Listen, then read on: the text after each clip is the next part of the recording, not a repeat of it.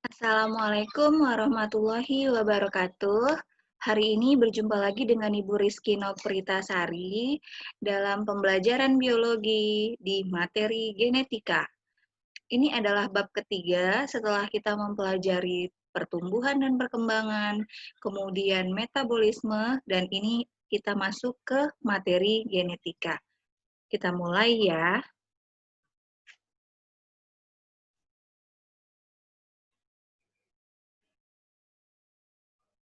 Pada tubuh manusia, terdapat sel hewan atau sel manusia. Di dalam sel hewan atau sel manusia terdapat nukleus. Nukleus itu pusat pengatur seluruh aktivitas sel. Ternyata di dalam nukleus inilah terdapat kromosom. Udah, ini gambar kromosom seperti huruf X. Struktur kromosom ada lengannya dan ada pusat pembelahannya. Nama pusat pembelahannya sentrosom. Ya.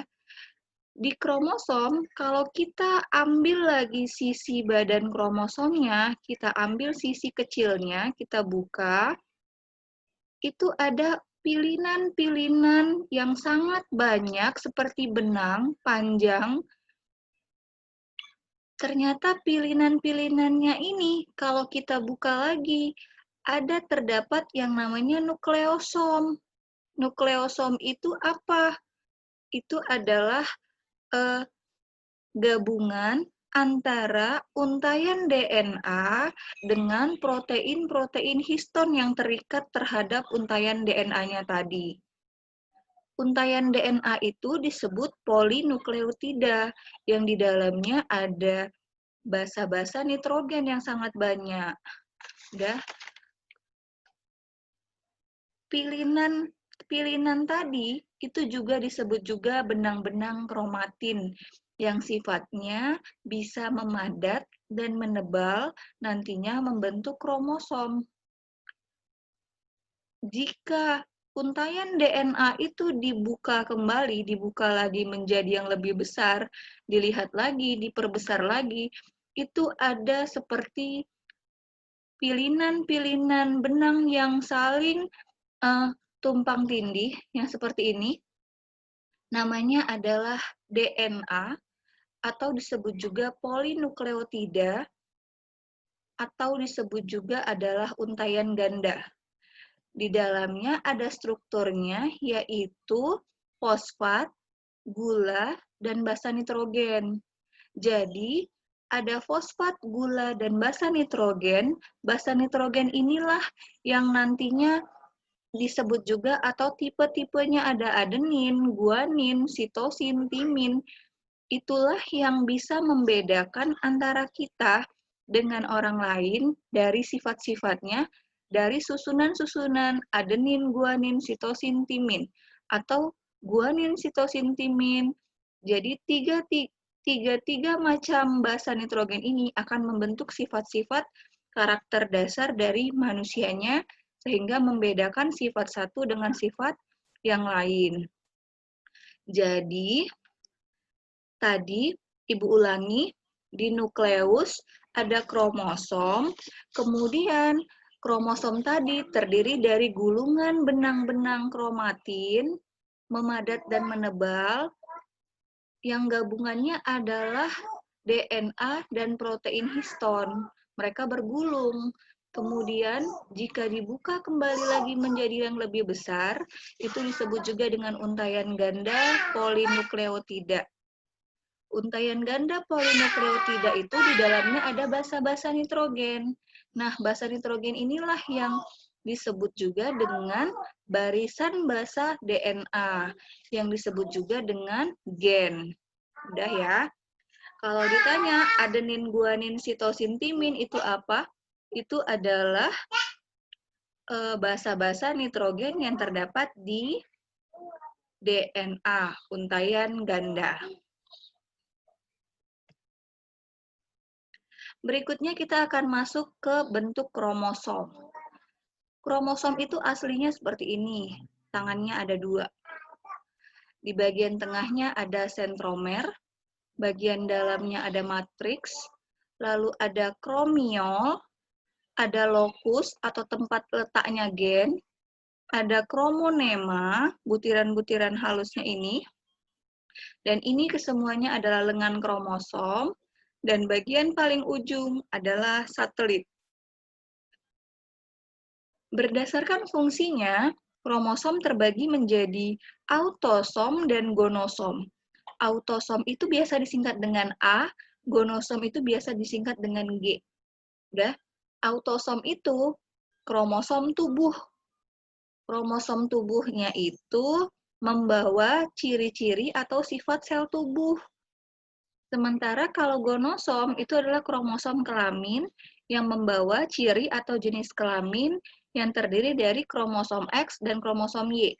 Kalau nanti kromosom X lebih identik dengan kelamin betina atau perempuan, sementara kalau kromosom Y biasanya lebih identik ke kelamin jantan atau pria. Berdasarkan letak dari sentromernya, kromosom terbagi lagi menjadi 4.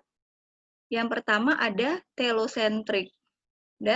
Telosentrik ini sentromernya letaknya di ujung dan lengan di sebelah sananya lagi tidak ada. Yang kedua ada akrosentrik. Kalau akrosentrik, sentromernya lebih mengarah ke bagian ujung, tapi bagian atas lengannya hanya kecil saja, 1/4 dari seluruh badan kromosom. Ini lebih dimiripkan dengan huruf J. Sementara submetasentrik. Kalau submetasentrik, kromosom sentromernya letaknya agak di bagian tengah, sudah ke arah setengah dari badan kromosom. Jadi, ini lebih ditekankan atau dicirikan seperti huruf L, submetasentrik. Kalau misalnya sentromernya letaknya di tengah-tengah, bisa membagi antara lengan satu dengan lengan yang lain, itu disebut juga dengan metasentrik, atau contoh hurufnya adalah huruf V. V. Berikutnya. Nah, ini adalah gambar atau struktur kromosom kita di dalam tubuh. Jadi, kalau kita mau ngecek kromosom kita di dalam tubuh, kita boleh datang ke lab mikrobiologi ataupun lab biologi molekuler. Itu untuk mengecek struktur kromosom kita seperti ini. Jumlah kromosom kita kan ada 23 pasang atau 46 buah. Pria dan wanita sama, jumlah kromosom tubuhnya atau autosomnya jumlahnya 23 pasang atau 46 buah. Itu pada sel tubuh, kromosom tubuh.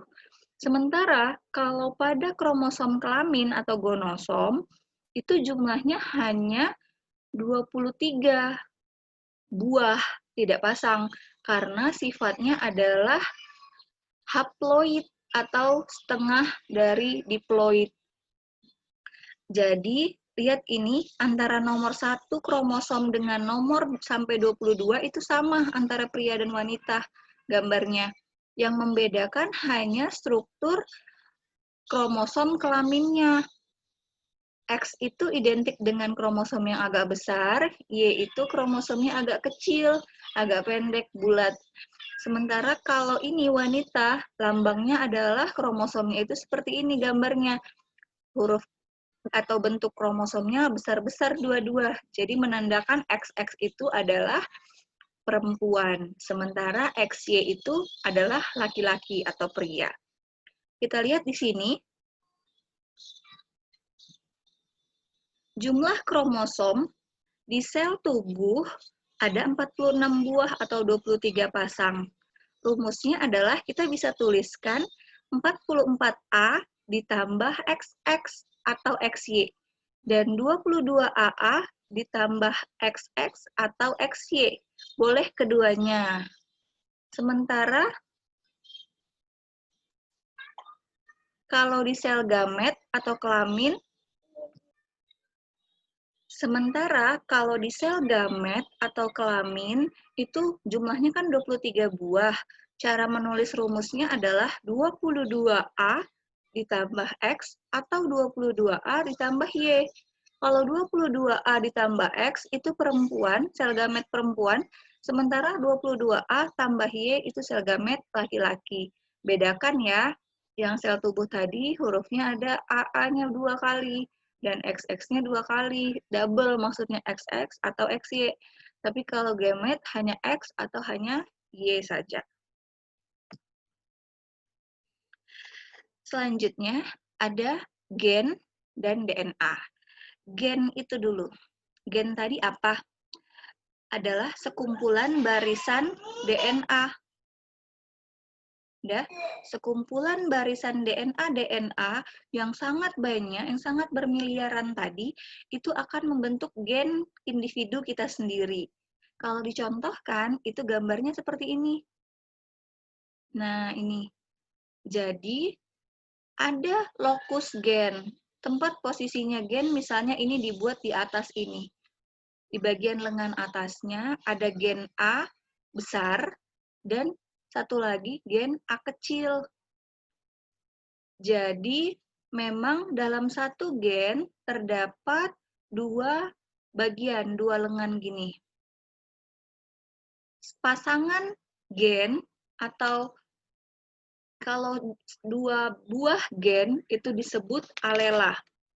Jadi antara lengan satu ini dengan lengan satu ini dianggap kromosom homolog. Udah. Kalau cara bacanya nanti, kalau cara membaca alela yang baik, itu A besar, A kecil. Karena dia sama jenisnya, tapi hanya beda ukurannya saja. Kalau A besar, A kecil, itu dianggap alelnya adalah heterozigot, karena beda jenis. Bentuknya satu besar, satu kecil.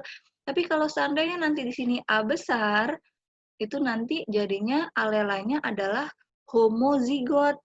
Jadi gitu. Sementara kalau misalnya ini gen A kecil di sini juga A kecil. Karena sama bentuknya, itu disebut juga dengan alela homozigot.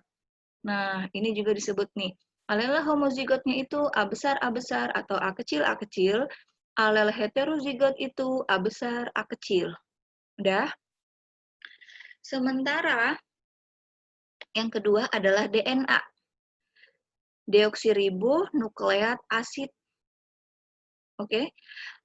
Ini adalah struktur setelah kita lihat pilihan-pilihan ganda polinukleotida yang tersusun dari banyak nukleotida yang digabung-gabungkan atau disambungkan dengan ikatan hidrogen, itu kita lihat susunannya seperti ini. Udah. Yang pertama, di dalam DNA itu ada P, fosfat, terhubung dengan yang segi 5, itu D itu maksudnya gula deoksiribosa. Yang ketiga, gabungannya ada yang bersegi 5 atau yang bersegi lain. Ini beda-beda antara yang satu dengan yang lain. ATCG ini itu adalah basa nitrogen. Ingat tadi slide sebelumnya basa nitrogen itu ada adenin, timin, sitosin, guanin. Dah. Begitu juga dia berpasangan di sebelahnya, tangga yang sebelahnya ada fosfat, gula deoksiribosa, dan basa nitrogen. Nah, basa nitrogen inilah tadi yang menyatu dengan ikatan hidrogennya. Kalau timin dan adenin, ikatan hidrogennya hanya 2. Kalau citosin dan guanin, ikatan hidrogennya 3. Jadi, kumpulan antara adenin, timin, guanin, citosin ini, inilah yang bisa membedakan kita dengan orang lain atau kakak kita sendiri pun atau kembaran kita sekalipun, sifat-sifatnya yang tidak sama persis antara orang satu dengan orang yang lain. Dan inilah struktur dari DNA, deoksiribonukleat asid. Kita lihat basa purinnya itu adalah adenin yang disimbolkan dengan A dan guanin yang disimbolkan dengan G.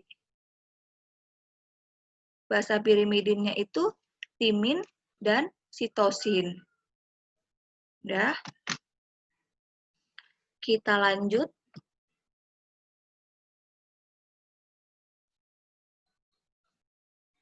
Perbedaan DNA dan RNA. Kita lihat, kalau dari gambar, perbedaan RNA dan DNA, RNA itu rantai tunggal, hanya satu seperti benang satu bagian saja. Sementara kalau DNA itu untaian ganda, atau disebut juga double helix. Kita lihat perbedaannya. DNA itu adanya di mana? Di nukleus, mitokondria, dan kloroplas. RNA adanya juga sama, nukleus, mitokondria, kloroplas, tapi dia ada di sitoplasma dan ada di ribosom. Strukturnya bagaimana? Strukturnya kalau DNA rantai panjang, untaian ganda double helix, seperti ini. Sementara kalau RNA rantai pendek, untaian tunggal, rantai pendek, untaian tunggal.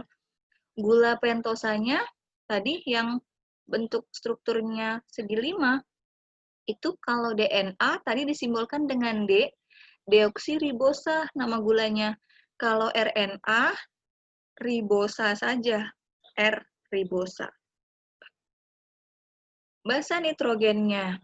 Basa nitrogennya kalau DNA, purin itu adenin guanin, pirimidinnya timin dan sitosin.